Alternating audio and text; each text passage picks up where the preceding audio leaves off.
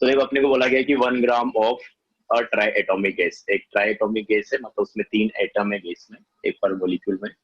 वो कितना volume occupy कर रहा है अपने पास?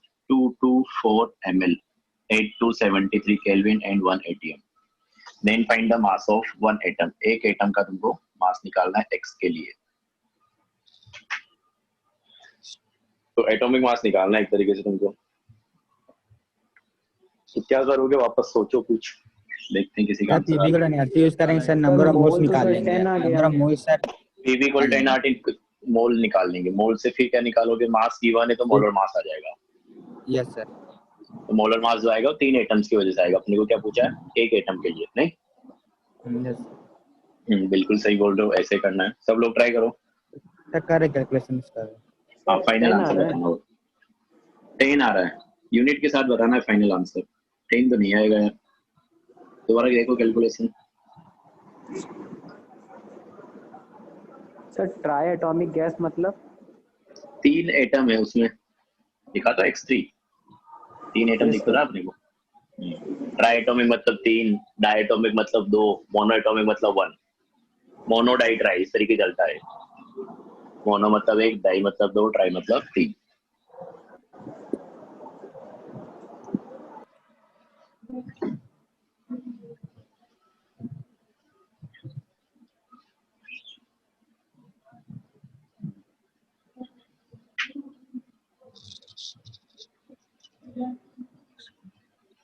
देखो इसमें क्या करना है अपने को। 30। अच्छा, कितने लोगों को लग रहा है कि जिस कंडीशन पे अपने पास बात हो रहा है वो एसटीपी कंडीशन है? पीवी इक्वल टू एनआरटी लगाओगे, वहां से भी आंसर आएगा। एसटीपी प्रेशर गिवन है, वॉल्यूम गिवन है। सर एसटीपी से होगा। एसटीपी है, मतलब वैसे पीवी इक्वल टू एनआरटी से भी आएगा, लेकिन ये तुमको समझ में आना चाहिए। कभी कभी वो डायरेक्ट एसटीपी नहीं लिख के ऐसा भी लिख देता, जैसे इसने यहाँ पे लिख दिया ना, टेम्परेचर कितना दे दिया 273 180। तो कभी कभी वो डायरेक्ट, देखो यहाँ पे या तो वो लिख सकता था कि इतना वॉल्यूम ऑक्यूपाई कर रहा है 8 एसटीपी, लेकिन उसने क्या कर दिया 273 केल्विन और 1 atm पे इतना वॉल्यूम ऑक्यूपाई कर रहा है। तो ऐसा तुमको ध्यान रखना है। कभी कभी क्वेश्चन में ऐसा भी आ सकता है कि 273 180, मतलब कंडीशन मेंशन करके दे दो, या फिर डायरेक्ट लिख दे एसटीपी या फिर एनटीपी।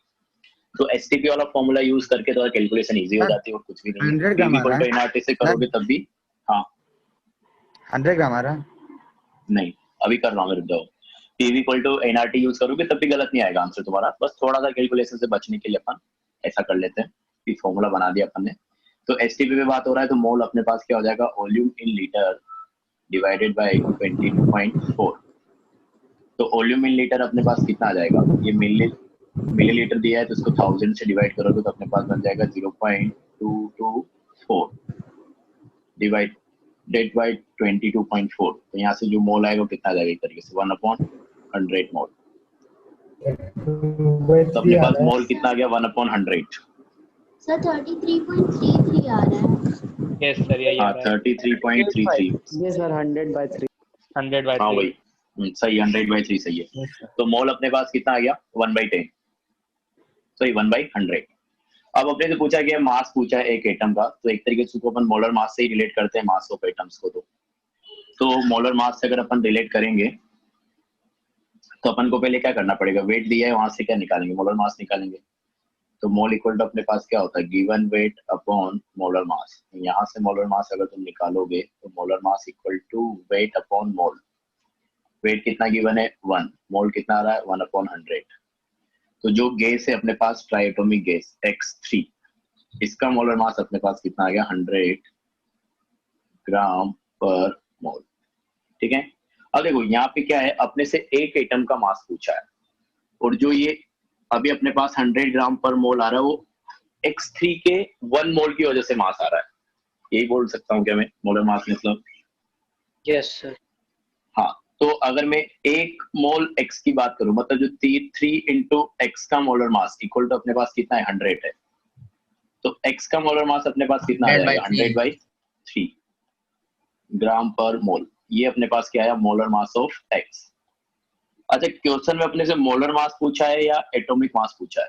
तो एटॉमिक मतलब सर एएमयू लगा देंगे क्या सर? एटॉमिक इसमें अपन क्या मतलब लगा देंगे, एएमयू लगा देंगे। तो एक्स का जो मास अपने से पूछा है ना, एक एटम का मास पूछा है, तो अपन को जो आंसर आएगा वो 100/3 एएमयू वाला टिक करना है, ना कि 100/3 ग्राम वाला टिक करना है। ये तुमको ध्यान रखना था। तो ऑप्शन में हो सकता है कि दोनों ऑप्शन तुमको दे दिए। तो एक एटम के मास की उसने बात किया, मतलब जो यूनिट रहेगा वो एएमयू में रहेगा। अब पूछो क्या पूछ रहे थे। सर अगर इसको पीवी इक्वल टू एनआरटी से निकाले मोल, तभी वही आएगा। नहीं आ रहा सर, निकाल दिया सर। अरे कैलकुलेशन थोड़ा सा मिस्टेक हो गया वो, अरे देखो नहीं दोबारा सर, आएगा। सर बताइए तो सर। अरे वहीं से तो ये फॉर्मूला बनाया था अपन ने यार। यस सर, नहीं आ रहा है। सर आप कर अच्छा दीजिए। नहीं आ रहा है, चलिए तो करके देखते हैं। तो अपन n इक्वल टू कितना लिखेंगे, पीवी अपॉन आरटी ना। Yes sir.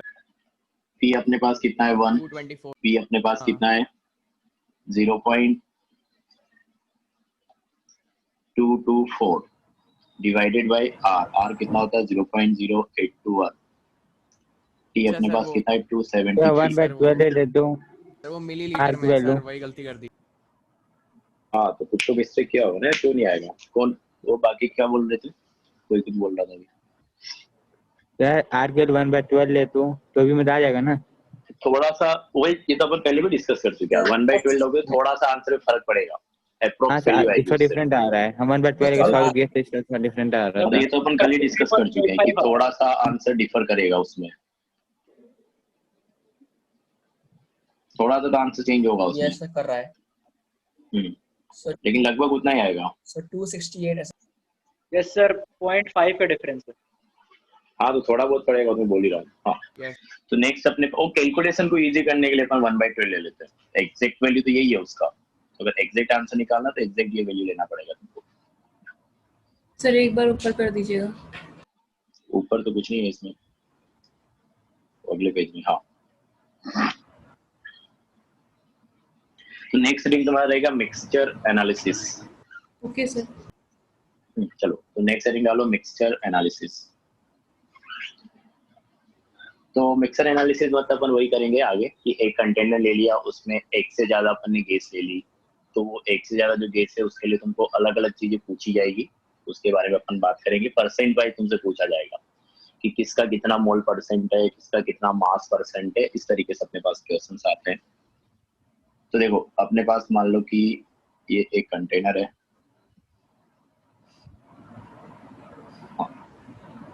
और इसमें अपने पास मान लो कि दो कंपोनेंट है A and B, A plus B, ठीक है। अब अपने पास देखो एक तो वेट वाइज एनालिसिस अपन करते हैं कि मान लो कि ए का कुछ वेट रहेगा, मैं उसको सिंपली अभी लिख दे रहा हूँ weight of A, that is W ए। इसी तरीके से अपने पास वेट ऑफ बी, बी का अपने मास ले रखा कितना डब्ल्यू बी।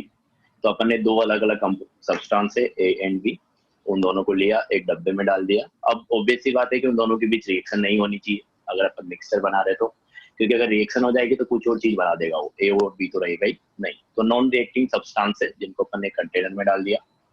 एक का मास अपन ने डब्ल्यू ए लिया, दूसरे का मास अपन ने डब्ल्यू बी। और अपन बोल रहे हैं कि जो ए है इसका मोलर मास अपन निकालेंगे, तो मान लो कि एम ए आ रहा है, और इसी तरीके से जो बी है इसका मोलर मास जो आ रहा है वो एम बी आ रहा है, ठीक है। अब अपने से पूछा जाएगा तुम्हारे पास कि परसेंट इस मिक्सचर का तुमको एनालिसिस करना है या तो बाई मास या बाई मोल। तो बाई मास का मतलब वही परसेंट निकालना होगा तुमको कि मास वाइज अगर मैं परसेंट निकालता हूँ तो ए का कितना परसेंट है और बी का कितना परसेंट है। तो पहले मास एनालिसिस अपन कर लेते हैं मास के हिसाब से। तो percent by mass, percent by मास अपने को निकालना है मान लो कि ए के लिए ऑफ ए। तो क्या करेंगे अपन, किसी का भी परसेंट निकालते तो अपन क्या करते कि अपने दो या तीन चार कंपोनेंट जो ले रखे हैं, तो खुद का कितना मास है divided by total mass multiply by 100, यही तो परसेंट करेंगे अपन कि टोटल में से खुद का कितना पार्ट है।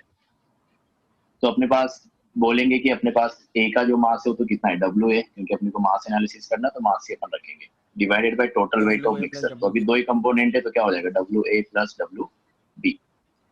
तो चाहो तुम यहाँ से अलग से लिख सकते हो कि मास ऑफ मिक्सचर या टोटल वेट, कि मिक्सर का टोटल वेट या मिक्सर का मास कितना हो जाएगा, ए की वजह से मास प्लस बी की वजह से मास, मल्टीप्लाई अपन क्या कर देंगे 100, यही तो करेंगे ना।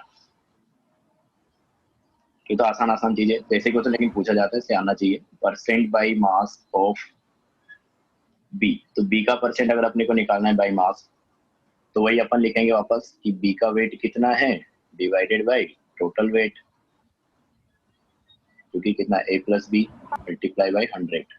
अगर हमारा यहाँ पे एक और कंपोनेंट होता सी, तो टोटल वेट में क्या हो जाता है WA plus WB plus WC। ये तो समझ ही सकते हो ना, आसान चीजें तो। हाँ सर जैसे यहाँ पे दो कंपोनेंट हैं, तो हम लोगों ने फिर ए का मास निकाल लिया परसेंटेज, फिर बी का जो है वही ए से मतलब 100 में से ए का माइनस कर देते तो तभी का हो जाता। हाँ बिल्कुल, वैसे भी कर सकते हो, कोई दिक्कत नहीं उसमें, वैसे भी कर सकते हो। वही परसेंट है, तो अगर दो ही कंपोनेंट है तो एक का जो हो जाएगा बाकी। ठीक है, चलो ये मास वाइज हो गया। अब अगर अपने पास मान लो कि मोल वाइज अपने को एनालिसिस करना है, कलर अपन चेंज कर देते हैं इसका ताकि अलग अलग दिखे। हाँ, तो अगर मोल वाइज है तो पहले तो अपन क्या करेंगे, जो मास गिवन है ये, इससे अपने को पहले मोल निकालने पड़ेंगे, तभी तो पता चलेगा कि मिक्सर में टोटल मोल कितना है। तो पहले तो अपन मास गिवन है तो मोल निकालेंगे कि ए का मोल क्या हो जाएगा WA डिवाइडेड बाई MA।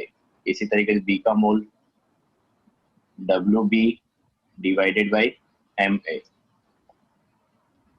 अच्छा एक और चीज है, कभी कभी तुमको उल्टा भी करना पड़ सकता है। जैसे अपन यहाँ मिक्सर में क्या बोला था कि अपने को वेट गिवन है, ए का वेट और बी का वेट, तो वेट एनालिसिस में अपने डायरेक्ट लिख दिया कि अगर वेट अपने को डायरेक्ट गिवन है तो कुछ करना नहीं पड़ेगा। कभी कभी हो सकता है कि तुमको यहाँ पे जो ये वेट गिवन है इसके बजाय क्या दे दे, मोल दे दे, और मास एनालिसिस करने के लिए बोले, तो पहले तुमको क्या करना पड़ेगा, मोल से दोनों का मास निकालना पड़ेगा और उसके बाद तुमको मास के हिसाब से परसेंटेज वगैरह निकालनी पड़ेगी।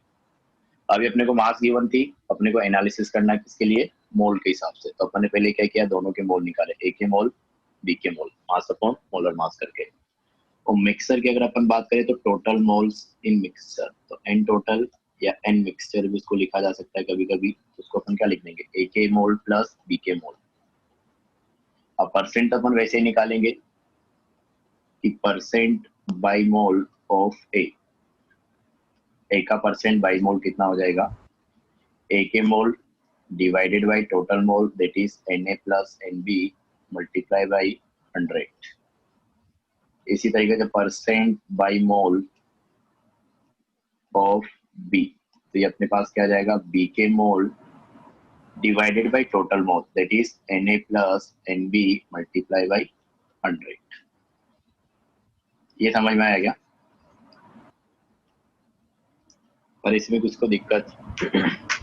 सर चलो, तो सिंपल जैसे तुम 10th में परसेंट निकालते थे वैसे ही यूज करना है, बाकी कुछ नहीं है। प्रॉब्लम्स अपन इसकी अभी करेंगे किस तरीके से कर सकते हैं, और ऐसे क्वेश्चंस आते हैं, मतलब आते हैं, मतलब यूज होगा आगे काफी ज्यादा, और आ भी सकता है ऐसा कोई इस टाइप के क्वेश्चन, तो ऐसा भी नहीं कि नहीं आएगा, कोई चांस ही नहीं है, आ भी सकते हैं।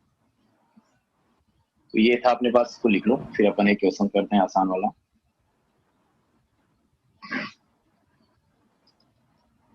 हो गया? यस सर, हो यस सर हो चलो बहुत बढ़िया।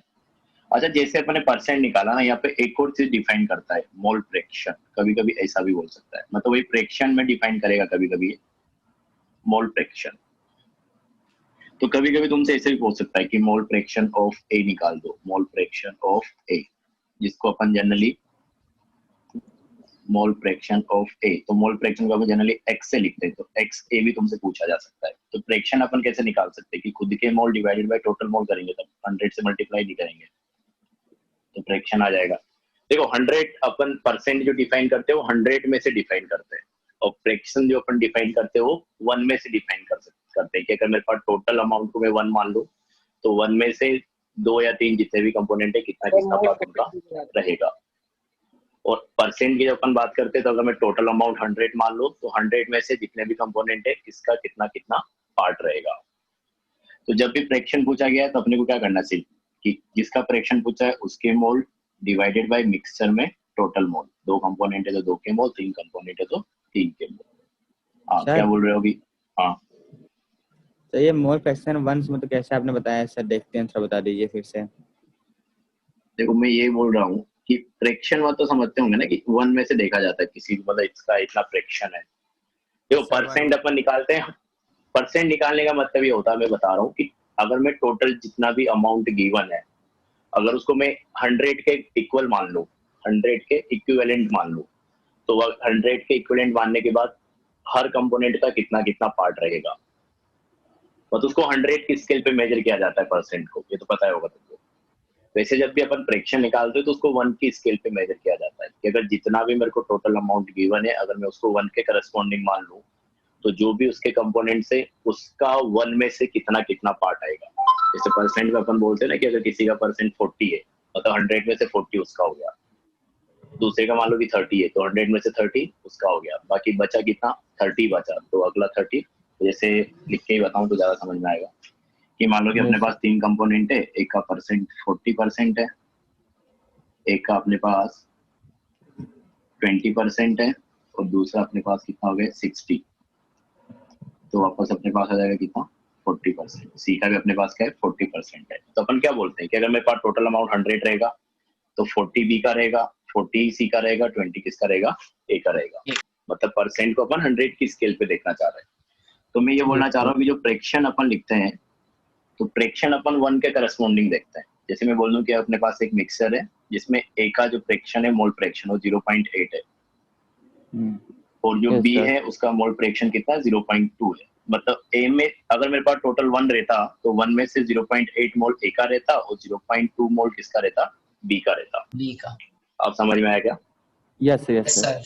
हाँ, तो वो 100 से अगर इसको मल्टीप्लाई कर दोगे तो वापस वो परसेंट ही बन जाएगा। तो सिंपली डिफरेंस ही देखना है, मतलब परसेंट मतलब 100 की स्केल पे देख रहे हैं, फ्रैक्शन मतलब 1 की स्केल पे देख रहे हैं, 1 की इक्विवेलेंट मान के देख रहे हैं। सर ये क्यों ये मतलब केमिस्ट्री में मतलब 1 के रिस्पेक्ट में देखते हैं ना सर? नहीं, फ्रैक्शन तो तुम मैथ में भी डिफाइन करते हो यार, आगे आएगा, मैथ में, फिजिक्स में, किसी में भी कर सकते हो। मोल फ्रैक्शन अपन केमिस्ट्री में करेंगे। जैसे 5/4 लिखा है, तो सर ये तो 1 क्या से लिखा है? ज्यादा आ जाएगा सर, 4/5 सर, 5/4 नहीं, 5/4 वो फ्रैक्शन, अरे तो उसमें अपन मतलब वो नहीं लिखा रहे हैं ना, मतलब फ्रैक्शन मिक्सचर के लिए थोड़ी बात कर रहे हैं, अभी तो मिक्सचर के हिसाब से बात कर रहा हूँ ना, वो तो एक हाँ तो नंबर वही हो गया पूछ फिर रहे थे, 5/4 तो। हाँ वही से पूछ। हाँ हाँ ठीक है, तो ये अपने पास हो गया मोल फ्रैक्शन ऑफ बी। तो अपन वही लिखेंगे कि बी के मोल डिवाइडेड बाय टोटल मोल जितने भी है, मतलब Na प्लस Nb फिलहाल तो कभी कभी फ्रैक्शन वाइज भी बात की जा सकती है, तो वो डरना नहीं, वो ऐसा है। तो जो परसेंट निकाल रहे थे वहां पे 100 से मल्टीप्लाई जो कर रहे थे उसको 100 से मल्टीप्लाई नहीं करेंगे, सिंपल सी बात है। तो ये था अपने पास कुछ कुछ टर्म्स मिक्सर से रिलेटेड जो कि तुमको पहले से पता होंगे सब चीजें, लेकिन इस तरीके से अपने को यूज करना है क्वेश्चंस में। तो मैं एक आसान सा क्वेश्चन दे रहा हूँ, फटाफट सब लोगों का आंसर आना चाहिए, फिर अपन एक दो क्वेश्चन और करेंगे। तो लिखना a mixture contains A and B contains 16 gram of A, ऐसा लिख लो। और A का मोलर मास तुमको गिवन है, जिसको मैं M से लिख रहा हूँ, M में लिख लो चाहो तो 4 ग्राम पर मोल, एंड 24 ग्राम ऑफ B, और B का मोलर मास मान लो मैं MB से लिख देता हूँ, ये गिवन है तुमको 12 ग्राम पर मोल। ठीक है, ये क्वेश्चन हो गया अपने पास कि A और B का अपने पास मिक्सचर है। A mixture contains 16 gram of A, इसमें A का 16 ग्राम है, B का 24 ग्राम है। अब ये पूछा क्या क्या गया है, पहला चीज अपने से पूछा है वेट परसेंट ऑफ A, पहले पूरा लिख देता हूँ उसके बाद डिस्कस करेंगे। Wait percent of A। Second तुमसे पूछा है मोल परसेंट ऑफ B, ये दोनों चीज तुमको फाइंड करनी है। हाँ अब बोलो सर 0.1 सर, 0.4 सर पहले का। अरे परसेंट में बताओ ना यार, परसेंट पूछ रहा हूँ। 0.4%। कितना? 40%। 40%। 40%। बहुत 40%। बढ़िया, बहुत सही, 40% आ जाएगा। तो देखो वही करोगे कि मिक्सर में अपने पास क्या है, ए और बी है, तो ए का भी वेट गिवन है, बी का भी वेट गिवन है, और पहले वाले ऑप्शन में तुमसे वेट परसेंट ही पूछा गया है। तो अगर मैं टोटल वेट लिखूं मिक्सर के लिए, तो टोटल वेट तो अपने पास कितना आ जाएगा, WA प्लस WB, जो कि अपने पास कितना आ गया 16 प्लस 24, ये करोगे तो कितना आ जाएगा अपने पास 40 ग्राम। तो टोटल वेट जो है मिक्सर का वो 40 ग्राम है, जिसमें से ए का कितना है 16, बी का कितना है 24। अपने से पूछा वेट परसेंट ऑफ ए, तो सर अगर अपने को निकालना है 33.3% आ रहा है सेकंड का। Weight percent of A equal to अपन क्या लिखेंगे, ए का weight divided by total weight, that is W A plus W B. तो ये अपने पास कितना आ जा रहा है एक तरीके से कि ए का वेट है 16, टोटल वेट अपने पास 40 मल्टीप्लाई बाई 100, तो ये करोगे तो कितना आ जा रहा है 40%। तो ए का परसेंट कितना है 40 है, तो बाकी बचा हुआ किसका रहेगा, बी का रहेगा। तो वेट परसेंट ऑफ बी कितना हो जाएगा 60, 60%। मतलब मास के हिसाब से ये 40:60 के रेशियो में प्रेजेंट है। तो ऐसे सोल्व करना है। इसी तरह के सेकंड ऑप्शन की अपन बात करें तो मोल परसेंट अपने से पूछी है, तो पहले तो अगर मोल परसेंट पूछा है तो अपने को मोल निकालने पड़ेंगे दोनों के। सर 100/3%। 100/3%, बहुत बढ़िया। Yes sir 33.33%। हाँ बिल्कुल बिल्कुल 3.3% बिल्कुल आ रहा है मेरा। बिल्कुल। हाँ तो मोल परसेंट अगर अपने से पूछा है तो पहले अपन मोल निकालेंगे। तो ए के मोल अगर अपन निकाल लेंगे तो अपने को मास गिवन है, तो ए का मास कितना गिवन था 16 ना, divided by molar mass. Molar mass कितना था ए का 4 था सर। तो 16/4, इसके अपने पास कितने आ गए 4 मोल आ गए। बी की अगर अपन बात करें तो बी का मास अपने को गिवन था 24, मोलर मास इसका कितना था 12, इसके मोल कितने आ जाएंगे 2 मोल। तो जो मिक्सर अपन ले रहे हैं उसमें ए के मोल है कितने 4 मोल, बी के मोल है अपने पास कितने 2 मोल। अपने को टोटल मोल भी निकालना पड़ेगा क्योंकि अपन परसेंट निकालना चाह रहे हैं, तो टोटल मोल कितना हो जाएगा ए का मोल प्लस बी का मोल, दैट इज 6 मोल। तो टोटल मोल अपने को पता है, अब मोल परसेंट निकालना अपने को बी के लिए, तो अपन क्या करेंगे बी के mole divided by total mole multiply by 100। तो मैं अगले पेज पे लिख दे रहा हूँ कि percent by mole for B of B equal to B के mole divided by total moles, that is Na plus Nb multiply by 100। तो ये अपने पास आ जाएगा कितना, एक बी के कितने थे 2, टोटल कितने 6 मल्टीप्लाई बाय 100, तो ये अपने पास आ जाएगा 33.33%। तो देख सकते हो मास के हिसाब से तो परसेंट कितना था 40:60, मोल के हिसाब से कितना है 66.6:33.3। तो ऐसा कुछ अपने पास आ जाएगा। समझ में आया क्या? Yes sir. Yes sir. चलो तो आगे भी और अपन क्वेश्चन करेंगे मिक्सर से रिलेटेड। एक और कंसेप्ट अपन नया इंट्रोड्यूस करना चाह रहे हैं यहाँ पे, क्योंकि सबको मिक्स करके अपन क्वेश्चन बनाएंगे फिर, कि average molar mass of mixture. तो मिक्सर की ही अपन बात कर रहे हैं, तो अगर मिक्सर का अपने को एवरेज मोलर मास निकालना है तो कैसे निकालेंगे। तो पहली बात तो एवरेज मोलर मास निकालना है तो अपने पास मान लो कि वापस वही एक कंटेनर है जिसमें अपन ने नॉन रिएक्टिंग सब्सटेंस का मिक्सचर बना रखा है। रिएक्टिंग अपन नहीं ले सकते क्योंकि अगर रिएक्टिंग रहेगा तो रिएक्शन कर जाएगा, कुछ बन जाएगा, फिर अपने को उसको रिएक्शन देना पड़ेगा। तो अपने पास मान लो कि अपन गैसेस मिक्सर की बात कर लेते हैं क्योंकि मेनली अपने पास गैस ही आएगी ज्यादातर। तो मैं बोल रहा था कि मेरे पास एक गैसियस मिक्सचर है, गैसेस मिक्सचर में तो उसमें सारे कंपोनेंट गैसी है। तो अपन मान लेते हैं कि अपने पास 3 गैस है ए बी एंड सी, ज्यादा भी हो सकती है पर 3 का एग्जांपल लेके कर रहे हैं। और ए का मोल अपन ने लिया मान लो N1, Na लिखते हैं ज्यादा अच्छा रहेगा, या ऐसे करो तुम गैस 1 गैस 2 गैस 3 ले लो, वो लिखने में ज्यादा सही रहता है। हाँ तो अपने पास 3 गैस है, गैस 1 गैस 2 गैस 3। तो फर्स्ट गैस जो है इसके मोल है मान लो अपने पास N1, सेकंड गैस है इसके मोल है अपने पास, इसका बैटरी गया, अरे यार चलेगा क्या देखते हैं। तो पहली गैस का मोल है अपने पास N1, दूसरी गैस का मोल है अपने पास N2, तीसरी गैस का मोल है अपने पास N3। और इनके मोलर मास भी मान लो कि जो पहली गैस है इसका मोलर मास है क्या M1, अगली गैस का मोलर मास जो दूसरा वाला है इसको M2, और तीसरी गैस का मोलर मास क्या है M3। तो अपने को अब क्या करना है, एवरेज निकालना है ना। तो एवरेज मोलर मास अपन कैसे लिखेंगे कि average molar mass equal to, average कैसे निकालते हैं अपन वही करेंगे, देखो किस तरीके से कि मोल into molar mass, mole into molar mass, mole into molar mass divided by total moles. तो एक तरीके से अपने को वही करना है जैसे आइसोटोप्स के लिए अपन कर रहे थे ना कि परसेंट इनटू जो मतलब उसने परसेंट वाइज गिवन था वहां पे, यहाँ पे मोल वाइज अमाउंट गिवन है, वहां पे जो अमाउंट गिवन था वो परसेंट वाइज गिवन था। तो अपने को वही करना है यहाँ पे भी कि मोल इनटू मोलर मास जितने भी कंपोनेंट है सबके लिए plus mole into molar mass plus mole into molar mass divided by total moles.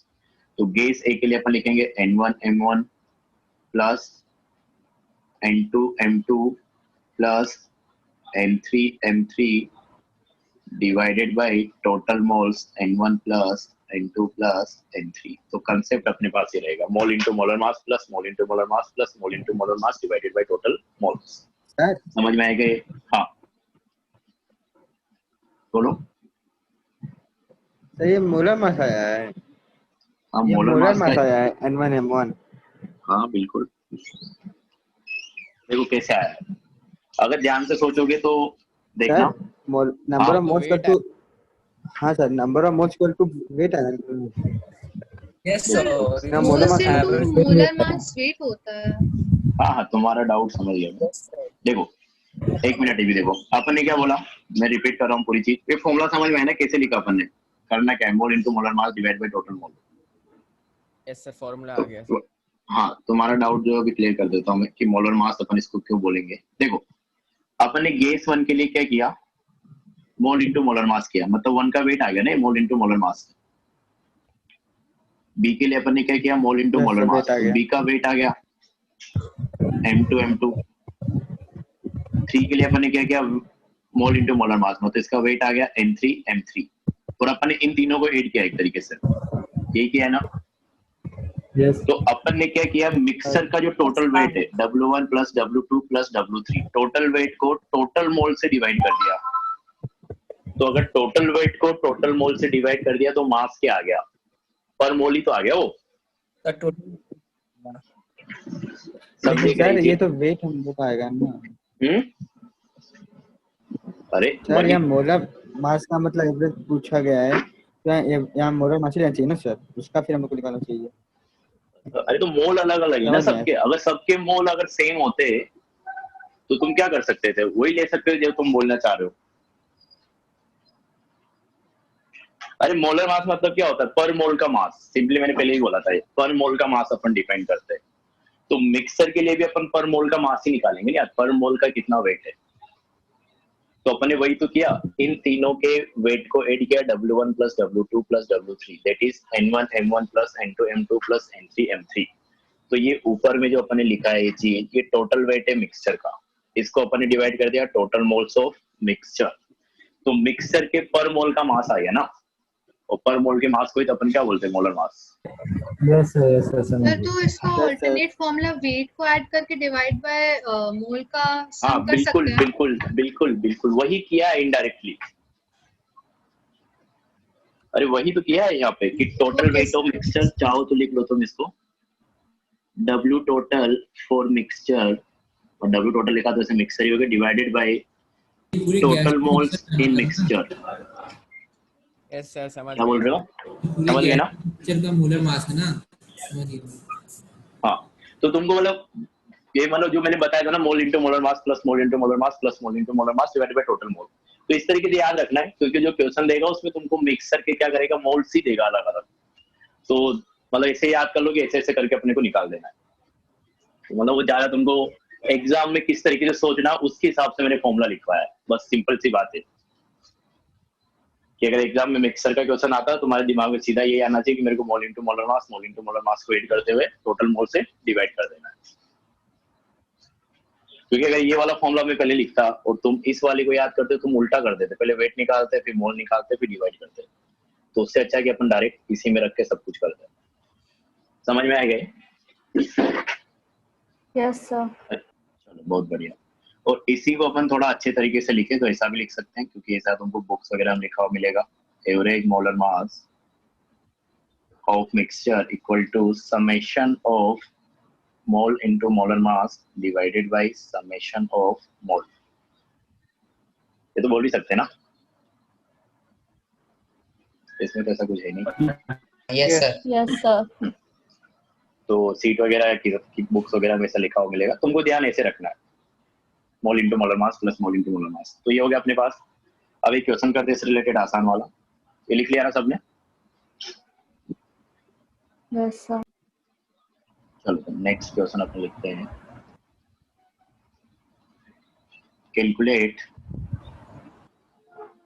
Calculate average molar मास, मैं AAM करके लिख दे रहा हूँ, तुम पूरा लिखना। Average molar mass of a gaseous mixture, average molar mass of a gaseous mixture which contains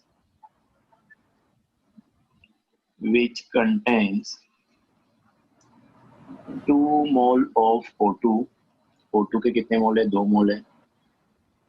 3 mole of CO2 and 5 mole of SO2। देखो जो क्वेश्चन आएंगे वो इसी टाइप से आएंगे 99% केस में, तो तुम ज्यादा दिमाग नहीं लगाना, वही तुमको इसका मोल इंटू इसका मोलर मास प्लस इसका मोल इंटू इसका मोलर मास प्लस इसका मोल इंटू इसका molar mass divided by total mole.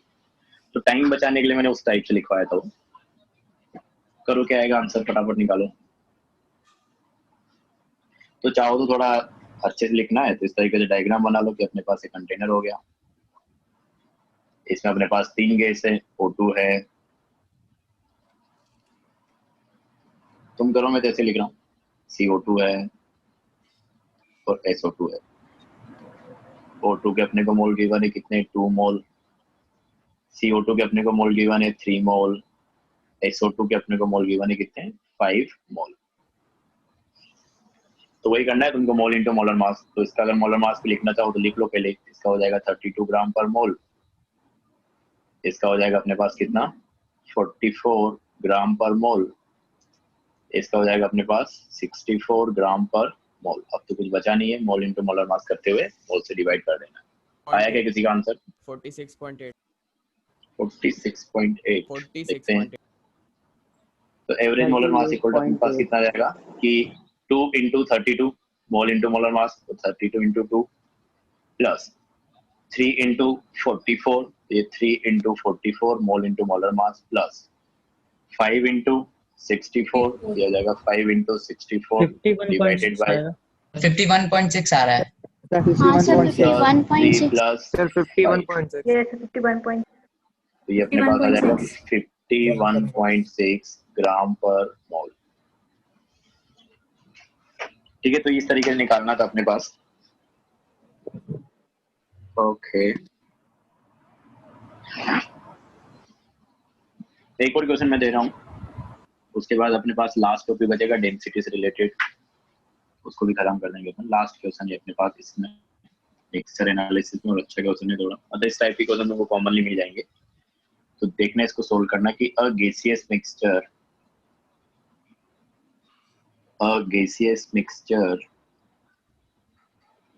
contains 4% by weight H2 gas and remaining O2 gas। चाहो तो मैं लिख देता हूँ पूरा 96% of O2 gas। Then calculate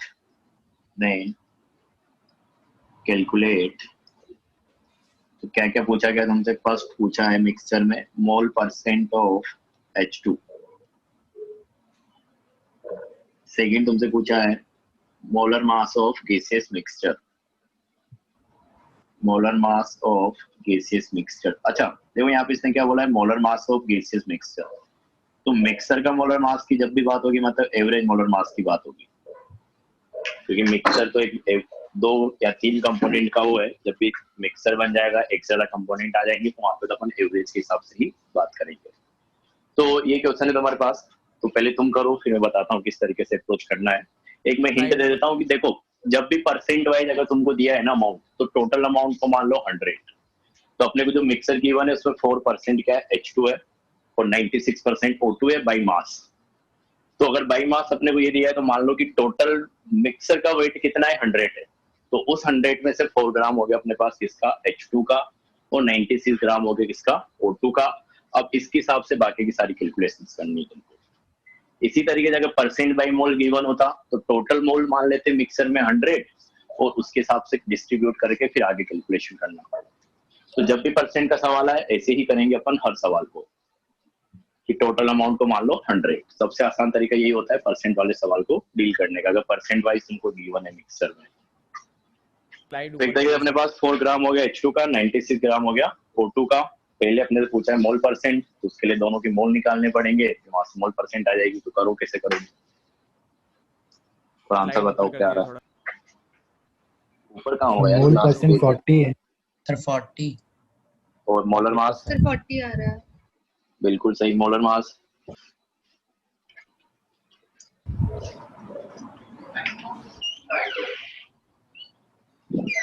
average molar mass,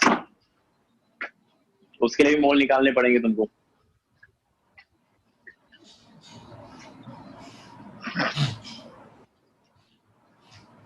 sir 20 बिल्कुल सही। तो देखो सर फिर 20 मैं बोल देता हूँ कि अपने को परसेंट दिया है दोनों कंपोनेंट का बाई मास, तो अपन हमेशा ऐसा ही करेंगे कि मान लो कि अपने पास क्या है 100 ग्राम है किसका, मिक्सचर का। तो अगर मिक्सचर का 100 ग्राम है तो उस 100 ग्राम में से 4 ग्राम तो रहेगा किसका, H2 का, तो 4 ग्राम ऑफ H2। और अपने पास जो बाकी बच गया 96 ग्राम, तो 96 ग्राम रहेगा किसका, O2 का। तो ये तो अपने पास मास क्या हो गया, मिक्सचर में दोनों कंपोनेंट के मास हो गए। तो जब भी परसेंट का सवाल आएगा तो इसी तरीके तुमको एज्यूम करना है 100 ग्राम मिक्सचर वाइज, ठीक है। तो ये हो गया अपने पास। अब वही सब बाकी तो सिंपल हो जाएगा आगे। पहले में अपने से मोल परसेंट पूछा है तो अपने को मास पता है दोनों का, तो पहले अपन क्या निकालेंगे, मोल निकालेंगे। तो moles of H2 equal to अपने पास कितना आ जाएगा, 4/2 इक्वल टू अपने पास 2 मोल।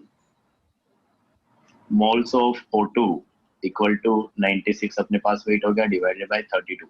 तो मोल अपने पास कितने हो जाएंगे इसके, कितने है 3 मोल। सर 3 मोल है। 3 आ रहे ना, हाँ 3 मोल।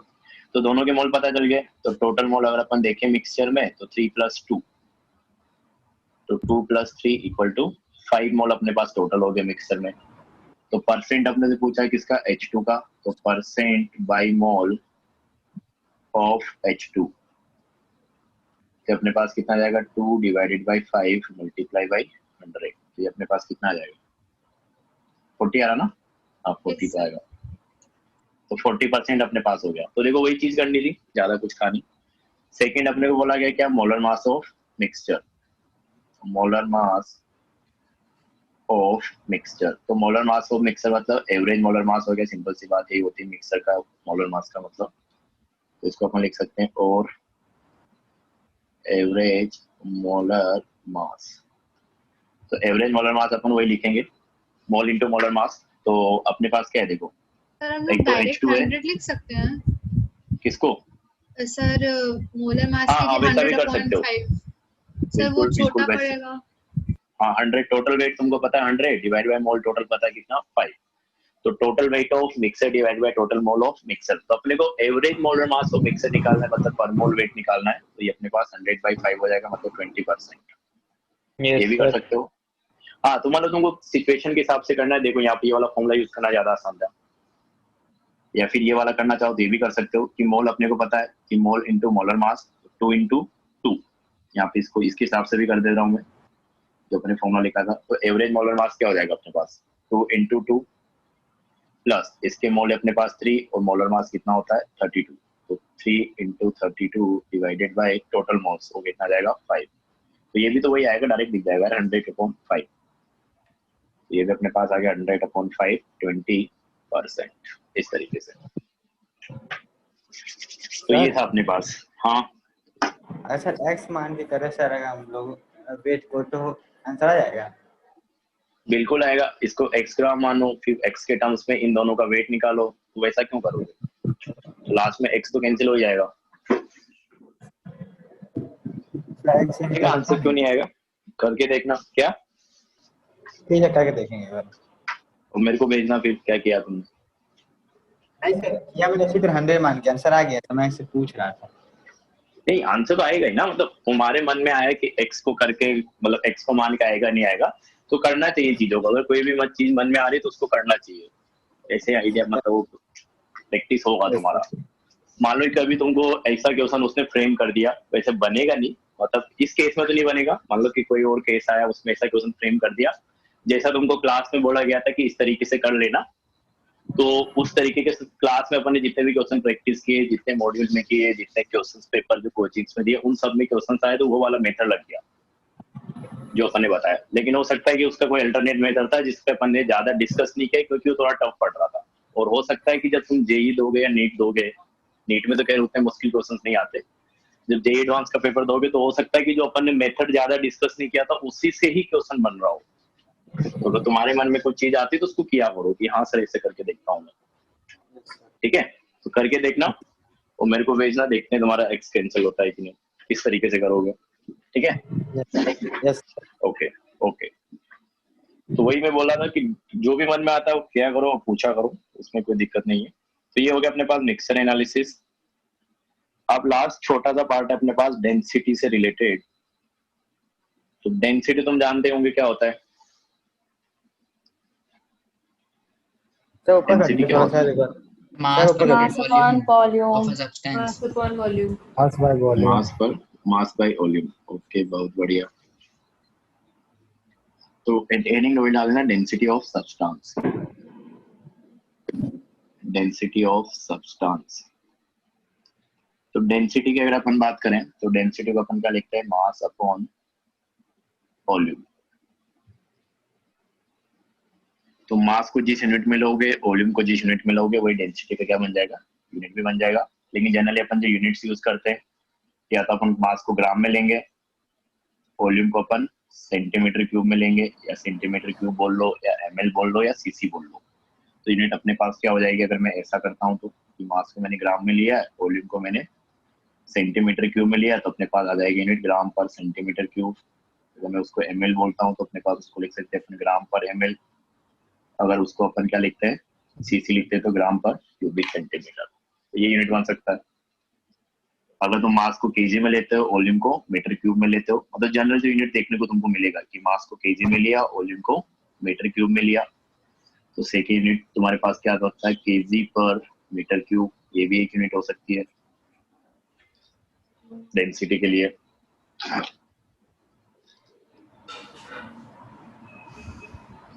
ठीक है।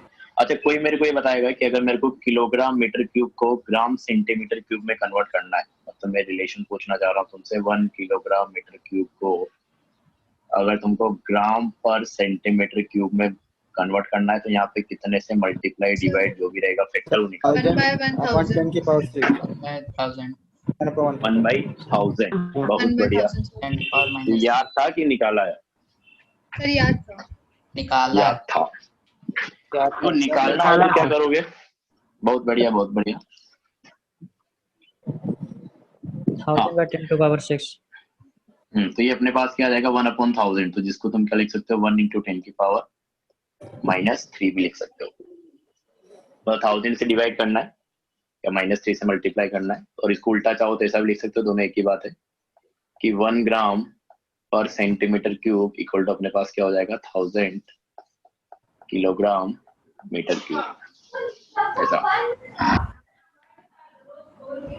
तो ये अपने पास, तो देखो मेनली अपन जो बात करते हैं H2O की बात करते हैं, तो H2O का जो डेंसिटी अपन लेके चलते हैं वो कितना होता है?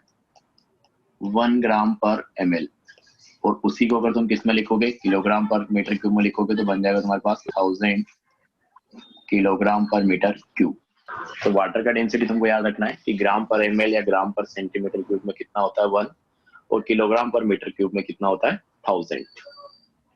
तो जो ये रिलेशन था इसे लिखवाया, इस रिलेशन को याद करोगे तो उसके साथ साथ तुमको ये चीज भी याद हो जाएगी, क्योंकि रिलेशन में अपन क्या कर रहे हैं? 1 ग्राम पर ml इक्वल टू दिस। वैसे ध्यान रख सकते हो कि वाटर का डेंसिटी 1 ग्राम पर ml होता है और किलोग्राम मीटर क्यूब में 1000 होता है। मतलब दोनों चीज क्या है? एक ही है, मतलब रिलेट करोगे तो ऐसे भी ध्यान रख सकते हो। तो ये तो अपने पास था। तो अपने को डेंसिटी ये डिस्कस नहीं करनी थी, ये तो चीजें तुमको पता थी, 10th में आ जाती है। तो कि डेंसिटी मतलब मास बाय वॉल्यूम। अपने को एक नया चीज डिफाइन करना है, रिलेटिव डेंसिटी ऑफ सब्सटेंस। फिर उसको भी अपन फर्दर क्लासिफाई करेंगे। रिलेटिव डेंसिटी अपने को डिस्कस करना है मेनली। तो हेडिंग अपने पास ये है जो अपन डिस्कस करना चाह रहे हैं, रिलेटिव डेंसिटी। अच्छा, रिलेटिव वर्ड आ रहा है, इसका मतलब क्या है? किसी के रेस्पेक्ट में निकाला गया होगा। रिलेटिव डेंसिटी ऑफ, क्योंकि रिलेटिव मतलब अपन किसी से तो कंपेयर करेंगे ना, किसी के रेस्पेक्ट में निकाला जाएगा सब्सटेंस। तो रिलेटिव डेंसिटी अपने को मेनली पढ़ना है। तो रिलेटिव डेंसिटी का मैं जनरल फॉर्मूला लिखना चाहूँ तो ऐसा कुछ लिख सकता हूँ कि रिलेटिव डेंसिटी, पूरा लिख लेना, इसको मैंने आरडी लिख दिया।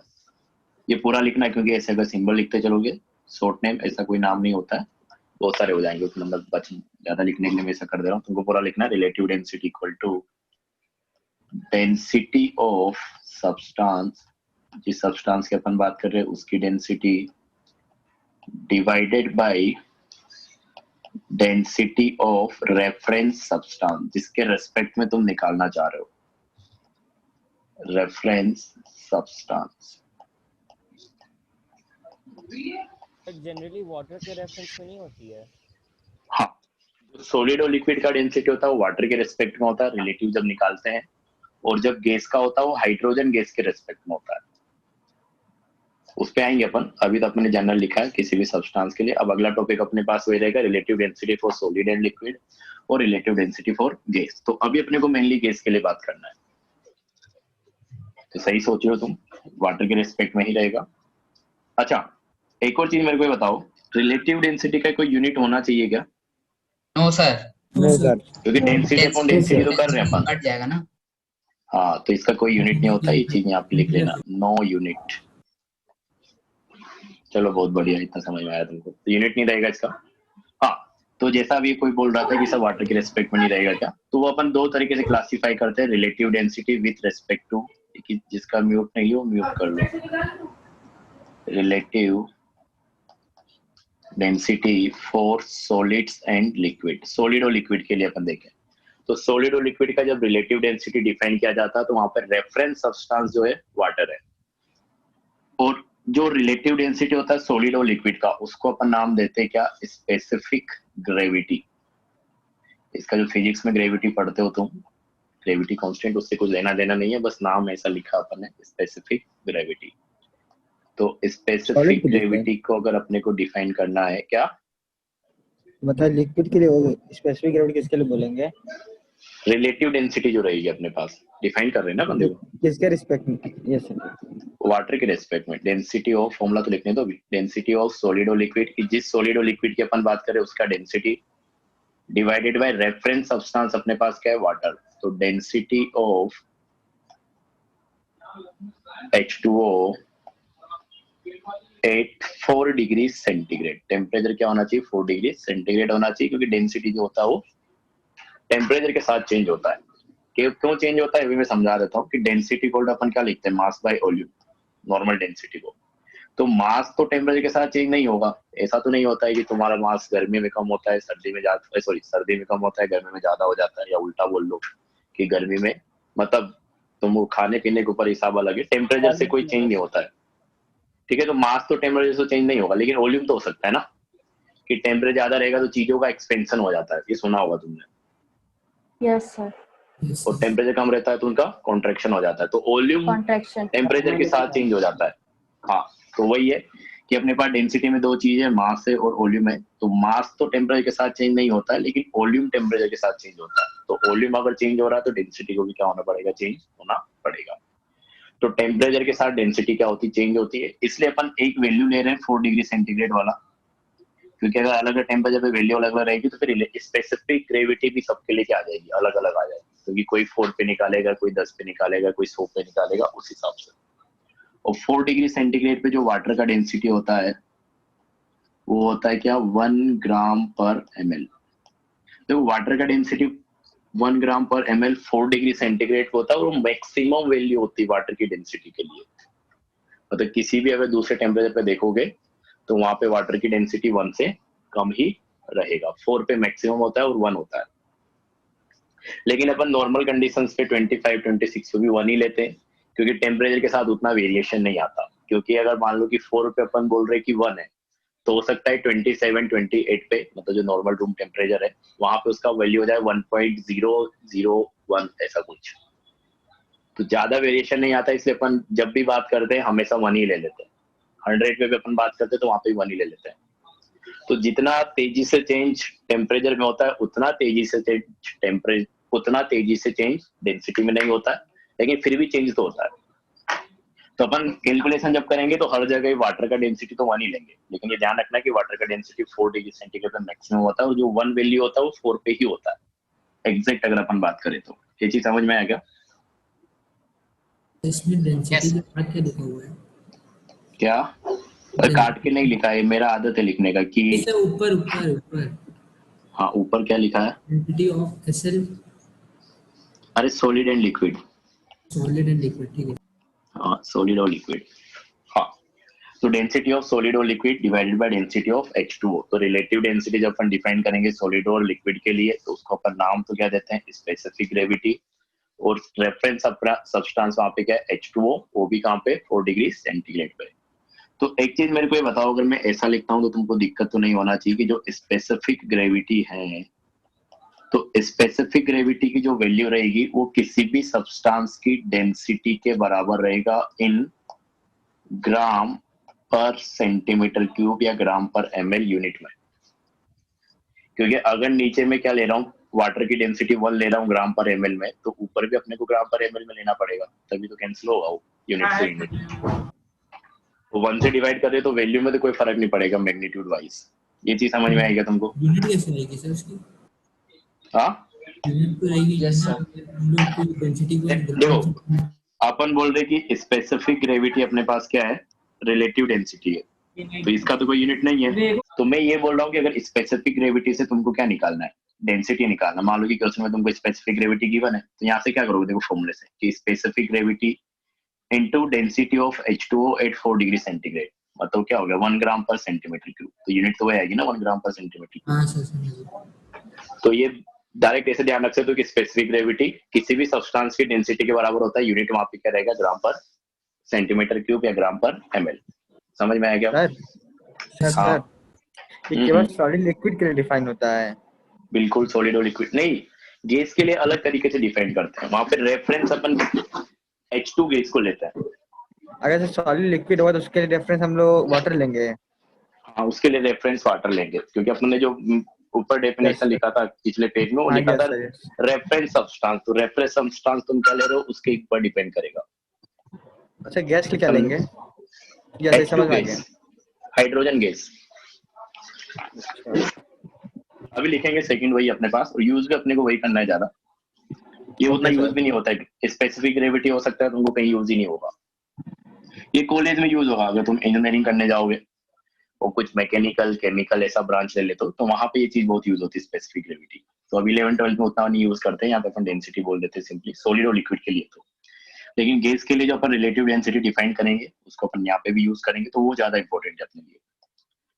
तो सेकंड अपने पास वही है कि relative density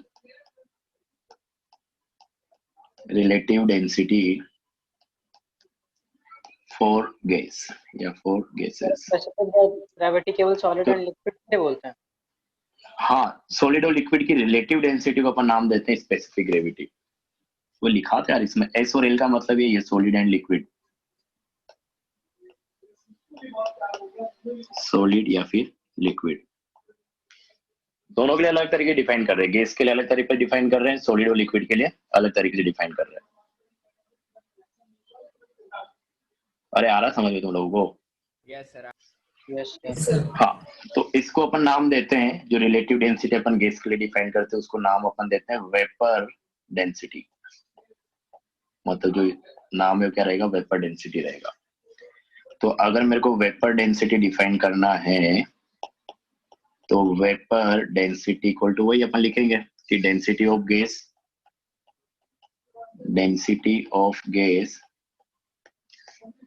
at certain pressure and temperature. तो यहाँ पे प्रेशर के ऊपर भी डिपेंड करेगा गैस के केस में। ये अपन फॉर्मूला निकालेंगे अभी, at certain P and T। तो किसी पर्टिकुलर प्रेशर और टेम्परेचर पे गैस का डेंसिटी कितना है, divided by density of hydrogen gas, density of H2 gas at same pressure and temperature. और उसी प्रेशर एंड टेम्परेचर पे जिस पे अपन गैस के लिए बात कर रहे हैं, तो जिस टेम्परेचर पे गैस के लिए बात हो रहा है, जिस प्रेशर पे गैस के लिए बात हो रहा है, जिस P और T पे, उसकी डेंसिटी को गैस की को अपने को क्या करना है, हाइड्रोजन गैस की डेंसिटी के साथ डिवाइड करना है, सेम प्रेशर और सेम टेम्परेचर पे। तो एक पर्टिकुलर प्रेशर और टेम्परेचर अपन ने ले रखा है, और उस पर्टिकुलर प्रेशर और टेम्परेचर अपन ने जिस गैस की अपन बात करें उसका डेंसिटी मेजर किया, हाइड्रोजन का डेंसिटी मेजर किया, दोनों को डिवाइड कर दिया, तो अपने पास क्या आ जाएगी, वेपर डेंसिटी। हाँ अब बोलो सर density of वेपर क्या लिखा डेंसिटी है? में तो दोनों को सेम टेम्परेचर और प्रेशर होना चाहिए, लेकिन स्पेसिफिक ग्रेविटी में ये रिक्वायरमेंट नहीं है ना।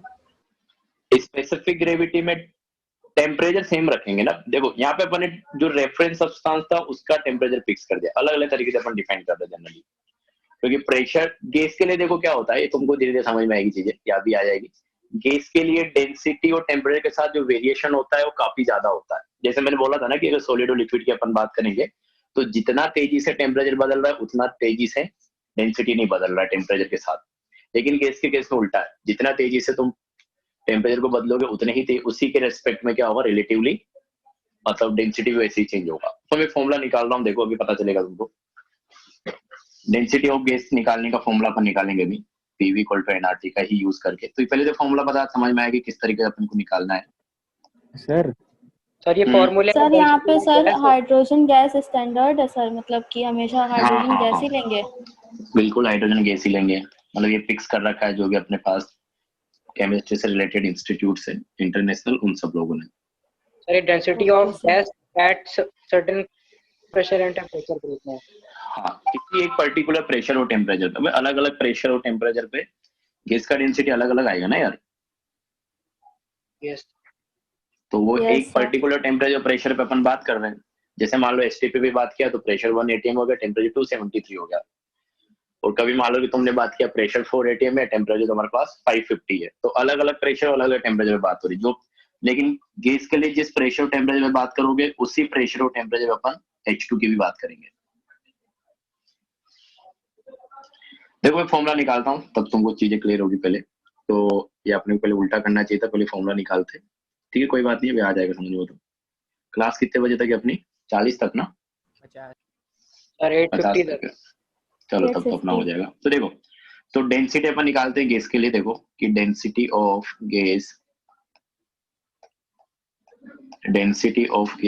एट किसी P और T पे, सर्टेन P एंड T। तो अपन आइडियल गैस इक्वेशन लिखा था PV इक्वल टू nRT, यहीं से अपने पास लिख लेगा। तो अपने को निकालना है डेंसिटी।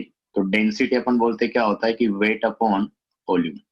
ठीक है, यही होगा कि मास कितना है अपन एक जो गैस लेयर का उसका डिवाइड बाय वॉल्यूम उसका कितना है। तो मेरे को पता है कि मोल को मैं क्या लिख सकता हूँ, मोल इक्वल टू अपन लिख सकते हैं वेट अपॉन मोलर मास।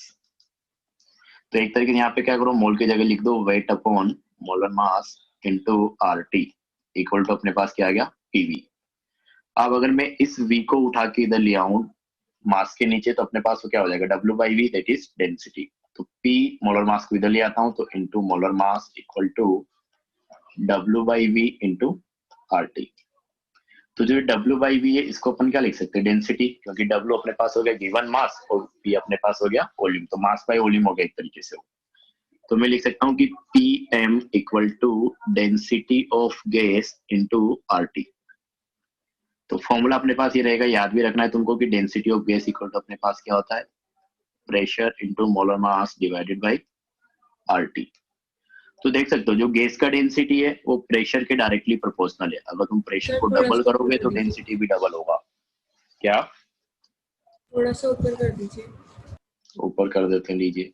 हाँ, तो मैं ये बोल रहा हूँ देखो यहाँ पे कि अगर मैं क्या करता हूँ प्रेशर को डबल करता हूँ तो डेंसिटी भी डायरेक्टली डबल ही हो जाएगा। तो प्रेशर के साथ भी सेम प्रोपोर्शनल में और टेम्परेचर के साथ इनवर्सली प्रोपोर्शनल है, मतलब टेम्परेचर को हाफ करोगे तो डेंसिटी डबल होगा। डबल तो होगी। प्रेशर और टेम्परेचर के साथ जो वेरिएशन आ रहा है वो काफी ज्यादा आ रहा है, इसलिए अपने फॉर्मूले में लिखा था कि प्रेशर और टेम्परेचर को दोनों को कंसीडर किया था कि एक पर्टिकुलर प्रेशर और पर्टिकुलर टेम्परेचर पे बात हो रहा है।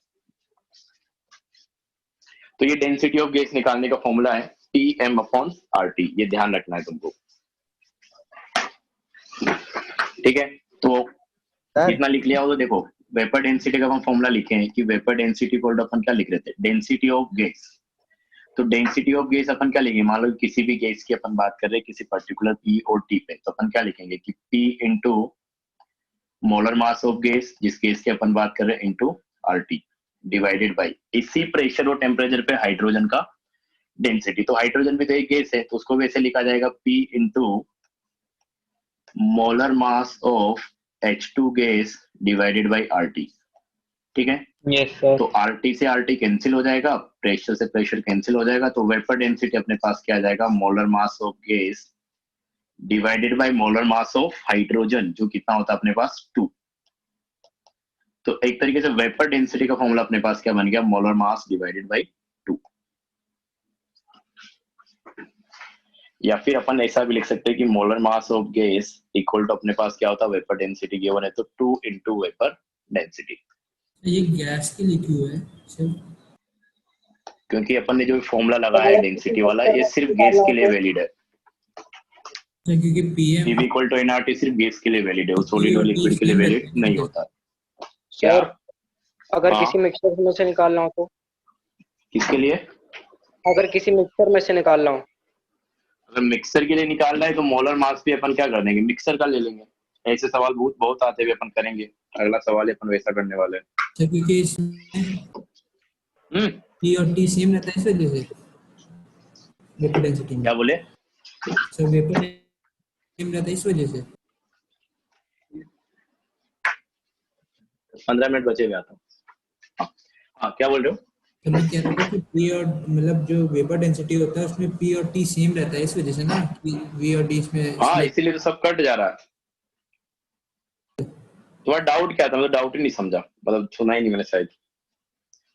क्योंकि मुझे ये नहीं समझ आता कि गैस के लिए क्यों ले रहे हैं सीवी इक्वेशन, गैस इसके लिए क्यों ले रहे हैं, तो उसका तो रीजन ये है ना यार, ये जो फॉर्मूला अपन लगाए हैं ये सिर्फ गैस के लिए वैलिड है। क्यों गैस के लिए वैलिड है? क्योंकि अपन PV इक्वल टू एनआरटी से निकाला। PV इक्वल टू एनआरटी क्या है, गैस इक्वेशन है, सॉलिड और लिक्विड तो नहीं फॉलो करता उसके, इसलिए सिर्फ गैस के लिए है। समझ में आया क्या?